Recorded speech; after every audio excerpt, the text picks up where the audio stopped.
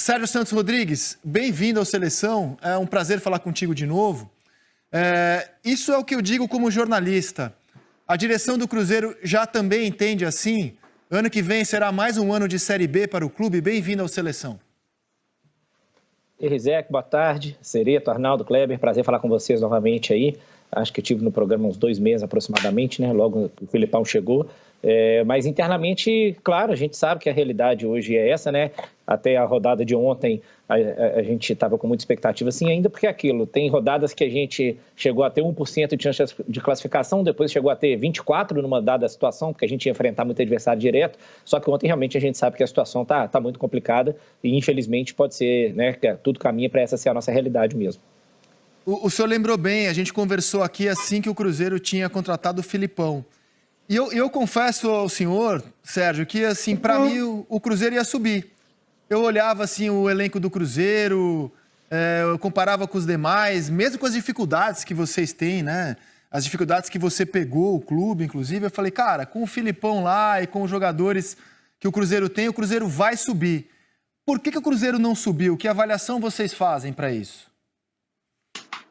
Exatamente, né? O que você tá falando também era a nossa expectativa. Me lembro até que a gente usou muito uma frase sua que você disse nesse programa e depois repercutiu em outros lugares, que também era a primeira vez que era o Cruzeiro que passava por essa situação, né? Um clube como o Cruzeiro, né? Mas infelizmente a realidade foi outra. O Filipão fez uma excelente início de campanha, né? Tava com 4 vitórias e 3 derrotas. Depois teve uma derrota inesperada e aí a gente começou a performar muito bem fora de casa contra os clubes que estavam na frente na tabela e perdendo ponto para os que estavam atrás, né? Então, não conseguimos mais registrar reforço e aí vem aquela série de coisas aí depois que, infelizmente, acabam não dando certo e concordo com o que você falou. Acho que a expectativa que a torcida, a gente criou, né, com a chegada do Filipão era de que isso seria possível, mas é difícil você ficar pensando numa fórmula recente só porque deu errado. Né? Assim como também é a primeira vez que a gente vem lá de trás, até hoje, os jogadores, a comissão técnica, todas que passaram, falam os menos 6 pontos, queiram ou não, são muito impactantes, né? De qualquer forma, e aí entra a cota de TV, dívidas pagas, enfim, a gente pagou 32 milhões de dívida para a FIFA, imagina se isso fosse, que o Cruzeiro nunca pagou antes, você imagina se eu consigo aplicar isso no futebol, né? Então, enfim, é uma sucessão de coisas aí que tudo, infelizmente, foi a primeira vez, no meio da pandemia, aconteceu com a gente, né? Então, acho que isso aí desencadeou essa impossibilidade aí da gente subir. A minha frase que eu disse à época era que, quando o Filipão assumiu, nunca um time na posição do Cruzeiro tinha subido. Aí eu comentei, mas nunca um time nessa posição foi o Cruzeiro. Eu realmente acreditava que o Cruzeiro ia subir. E mesmo sem subir, o Filipão é um nome, o Filipão, o David, que comanda o futebol, são os nomes para seguirem à frente da equipe em 2021, presidente? Sim, o Filipão, nosso contrato é até o final de 22, né? Não ser, a nossa conversa toda é no sentido de já fazer o planejamento para o ano que vem junto, já temos fazendo reuniões, então assim, é só se tiver alguma coisa fora do comum por parte dele, que eu não acredito, por tudo que a gente já conversou, mas é claro que o interesse do Cruzeiro é esse sim, né? O departamento de futebol, sim, o David também continua junto com a gente, mas nós temos a ideia de mexer em algumas coisas nele ainda, em algumas partes da estrutura, como foi feito antes, né? Para a gente poder caminhar para o ano que vem. Cruzeiro completa 100 anos no sábado, não será o centenário dos sonhos do torcedor, longe disso. Kleber Machado, o que você quer saber do presidente do Cruzeiro que está ao vivo conosco? Bom, presidente, quando o senhor fala que o Filipão tem o contrato até o final de 22 e vocês já vão começar a conversar sobre planejamento, é como o senhor disse, imagina-se que fundamentalmente o Cruzeiro mantenha essa comissão técnica que chegou para dar um peso e tal. Agora, o André estava mostrando agora há pouco aí o faturamento dos times que chegaram à semifinal da Copa do Brasil. E o Cruzeiro lamenta os 6 pontos perdidos, mas a culpa é do Cruzeiro, né? O Cruzeiro tem os seus problemas fora do campo.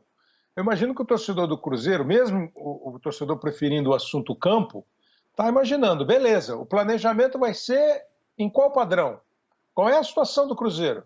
O Cruzeiro resgatou a sua credibilidade, o seu crédito. Como é que o Cruzeiro... Sabe, acho que é isso que o torcedor está pensando, porque ter o Filipão é legal. Ter uma boa vontade, como o senhor demonstra, é ótimo. Mas precisa de todo o resto, né, presidente? Com certeza, Kleber. Mas eu sempre defendi, advoguei a tese de que você não precisa ter time caro para ser campeão. Né, cito alguns exemplos, um deles, Grêmio, campeão da Libertadores de 2016, salvo engano, né, com vários atletas vindo da base, numa mescla com atletas experientes, alguns atletas que até não estavam bem em outros times e foram e deram certo no Grêmio. né? Então, a gente vai fazer um orçamento dentro da realidade do Cruzeiro.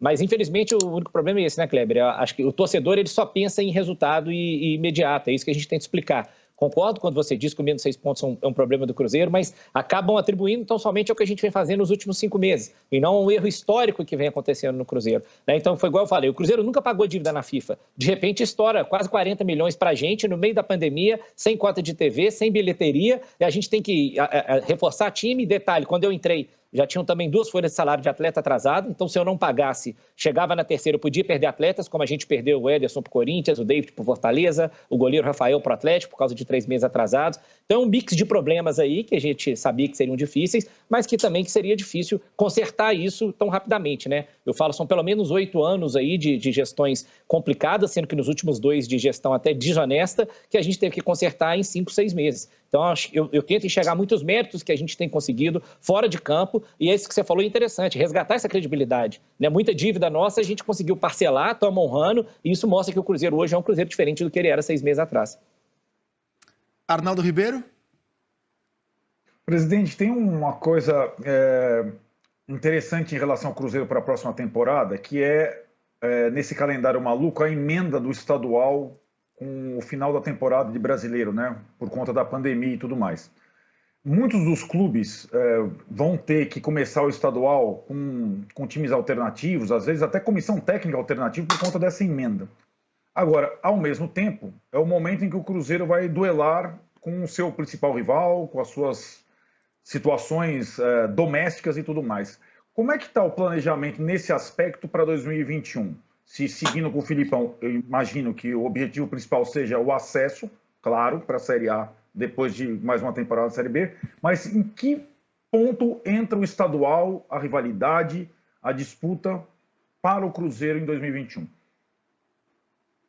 Arnaldo, na verdade, nós temos a peculiaridade que a gente vai ter um mês, né? Porque o brasileiro da Série A emenda com os estaduais, o da Série B termina 30 de janeiro. E os estaduais, pelo menos o mineiro, começa 28 de fevereiro. Então a gente tem quase um mês aí, tem um hiato aí grande para a gente poder olhar, e embora a gente já está trabalhando aí nesse planejamento para o ano que vem, igual a gente falou, e é o centenário do Cruzeiro. Então eu acho que a gente tem 3 competições, né? Certamente o brasileiro será brigar pelo acesso, e mineiro, e não porque Copa do Brasil, e eu estava assistindo o programa, vendo vocês falando do América, e dando exemplo de que um time da grandeza do Cruzeiro, independentemente de estar em Série B, com o Filipão, com atletas experientes que a gente tem aqui, eu acho sim que ele pode entrar para disputar uma Copa do Brasil, por que não, né? Então, todos os torneios são importantes e a gente, com certeza, vai tentar brigar por algum título aí no nosso centenário. Cereto?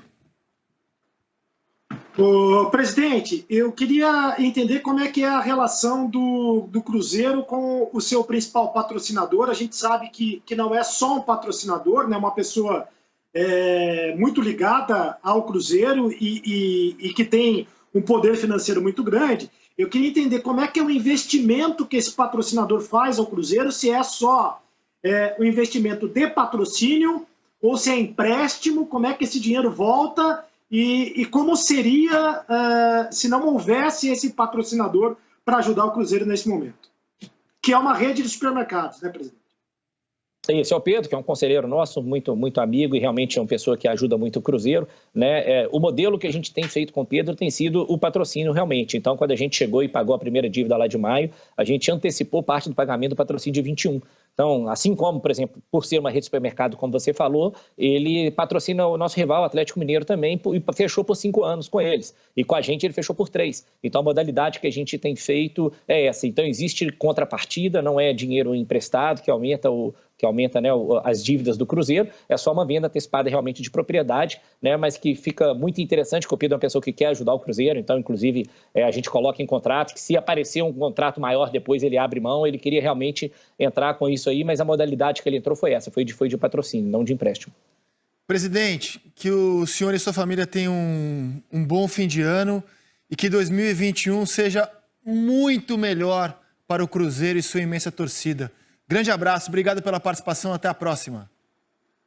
Abraço a vocês, contem comigo também, que Deus abençoe todos vocês aí, 2021 seja muito iluminado para todos nós, sobretudo para o Cruzeiro no ano do seu centenário, vão batalhar bastante.